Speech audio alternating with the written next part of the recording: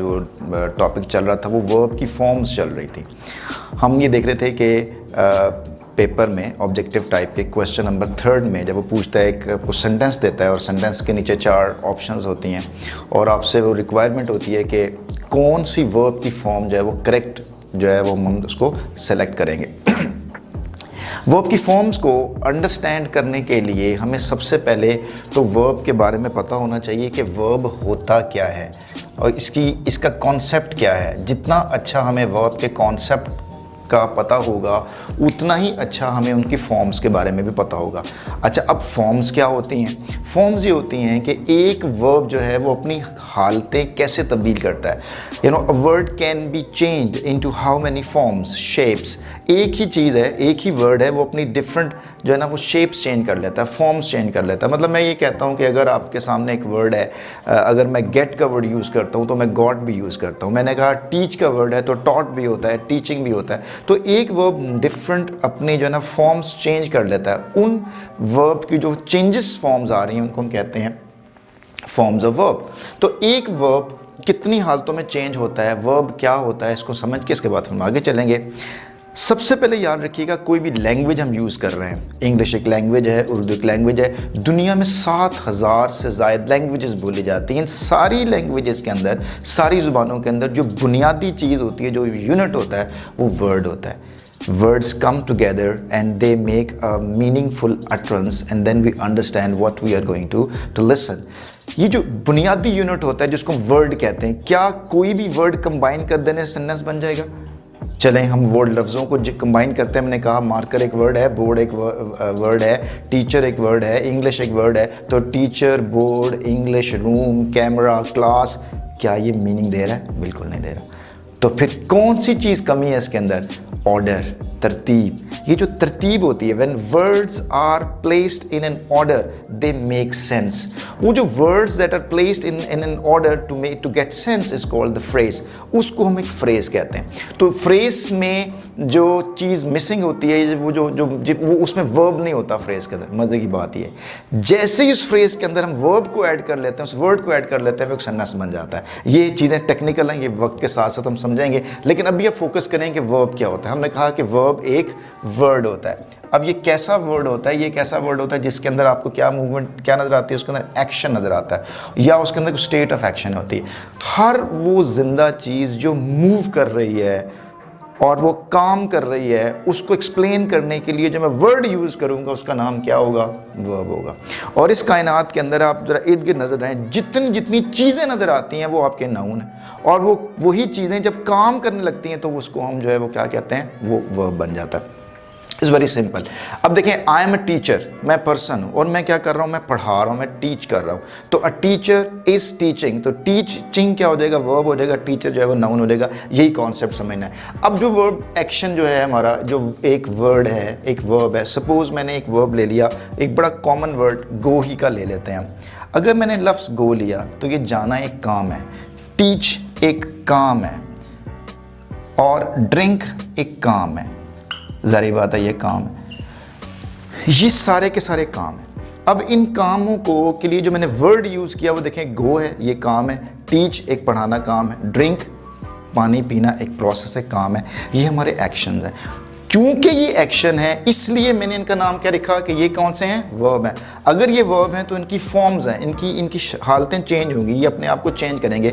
कितनी हालतों में चेंज कर सकते हैं? ये हमने पिछले लेक्चर में बताया था कि every verb will be changed into how many forms? Just recall, if you have to listen my lecture, 6 forms में change होगा। वो 6 forms में change होगा और आपने उसको जितनी अच्छी तरह से ये forms आप याद कर लेंगे उतनी अच्छा आपको ये फॉर्म्स ऑफ वर्ब्स और ये सेंटेंस मेकिंग आपको क्लियर हो जाएगी, बल्कि सारी अंग्रेजी आ जाएगी। अब प्रॉब्लम वापस ये होता है कि मैं बच्चों को ये वर्ब के बारे में कंप्लीट इन्फॉर्मेशन नहीं देते। एक इनकम्प्लीट इन्फॉर्मेशन होती है जिसकी बुनियाद पे वो कभी भी कॉन्सेप्ट को नहीं समझ पाता। आई होप सो कि you will understand that concept what I want to teach you.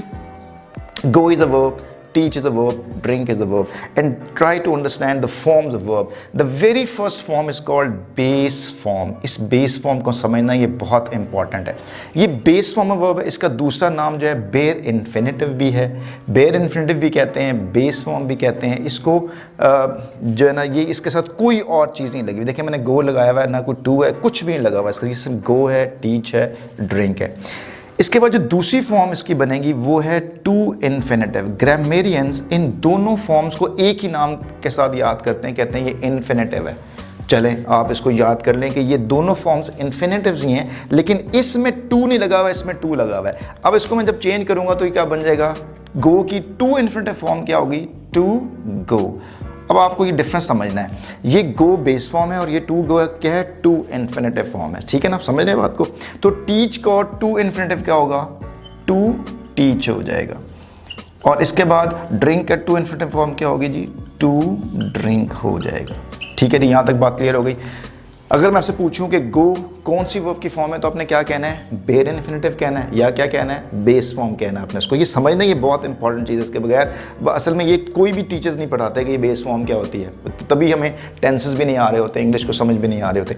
उसके साथ आपने टू प्रेपोजिशन लगा दें तो ये क्या बन जाएगा? टू इन्फिनेटिव बन जाएगा. अब दुनिया का कोई भी वर्ब लें आप, कोई भी वर्ब लें, अगर उसके साथ टू नहीं लगा हुआ, कोई और चीज़ नहीं लगी हुई, तो क्या होगा? वो बेस फॉर्म होगा. राइज है, जैसे टीच है, जैसे लिसन है, जैसे स्पीक है, सिट है, स्टैंड है, सो मैनी वर्ब्स.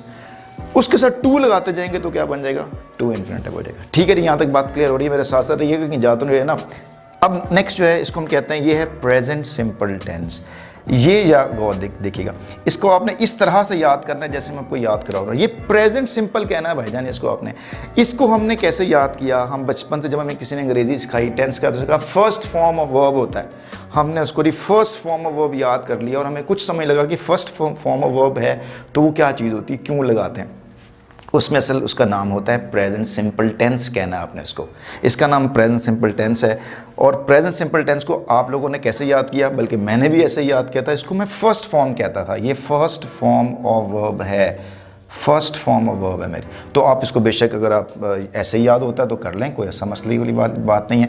लेकिन याद रखना है कि ये प्रेजेंट सिंपल है. फर्स्ट फॉर्म ऑफ वर्ब क्या होती है? फर्स्ट फॉर्म ऑफ वर्ब ये होती है, बिल्कुल गो ही फर्स्ट फॉर्म है, लेकिन इसकी एक और शेप भी होती है जिसको हम गोस के नाम से भी याद करते हैं. ये दो शक्लों में होते हैं. आपके इसमें और इसमें क्या फ़र्क है? ज़मीन आसमान का फ़र्क है क्लास, ज़मीन आसमान. आप हैरान होंगे अभी जब मैं आगे जाके इसको आपकी एग्जांपल बताऊंगा और हम जब इसकी टेक्स्ट पढ़ेंगे जाके फर्स्ट ईयर का, तो you will come to know this कि यार ये कितना इंपॉर्टेंट था, आप कितना इसको मिक्स कर रहे थे. ये फर्स्ट फॉर्म ऑफ वर्ब है, ये गो है और ये गोज है. ये भी फर्स्ट फॉर्म ऑफ वर्ब है, लेकिन इसको आपने नाम फर्स्ट फॉर्म नहीं कहना. क्या कहना है? प्रेजेंट सिंपल टेंस है ये वाला. अगर ये गो गोज है तो टीच का क्या होगा? टीच और टीचेस होगा.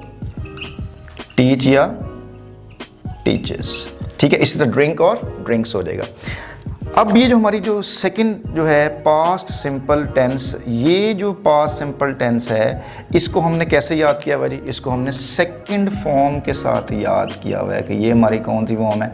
ये second form of the verb. बिल्कुल जी होगा, क्योंकि हमने याद ही ऐसा किया हुआ है कि ये सेकंड फॉर्म ऑफ वर्ब है. लेकिन आपने इसका नाम क्या याद रखना है कि ये past simple, it's not second form होगा. चले हमने याद किया हुआ है, मैं इसको नहीं कहने लगा कि आप इसको चेंज कर दें. इसको याद रखें, फर्स्ट फॉर्म सेकंड फॉर्म, लेकिन उसका असल नाम प्रेजेंट सिंपल है और सेकंड का नाम क्या है? Past simple tense.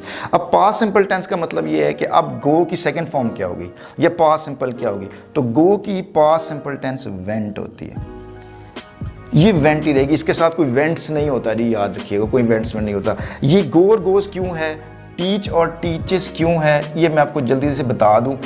इसका डिपेंड करता है जी सब्जेक्ट के ऊपर. मतलब दुनिया में कोई काम खुद ब खुद थोड़ी होता है. There is someone who is going to do that action. अब देखें